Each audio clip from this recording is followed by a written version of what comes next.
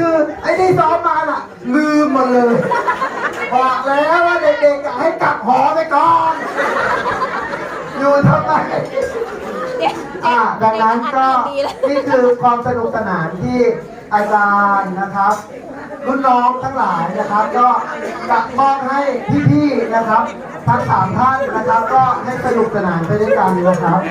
ตั้งแต่เลยน้องน้อยนะครับซูเปอร์แม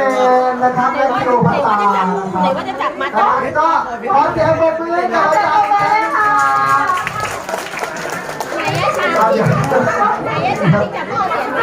อาจารย์เลยบอกว่าให้ผู้เกษียณลงไปก่อนมาซ่อมท่าต่อตัวก่อนจะลืมของ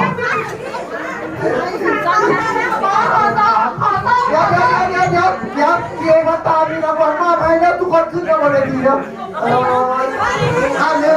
3ขอบคุณครับขอบคุณครับขอบคุณครับขอบคุณครับ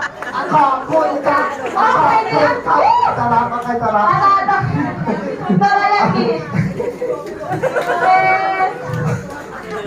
ดูเหนื่อยเนาะดูเหนื่อย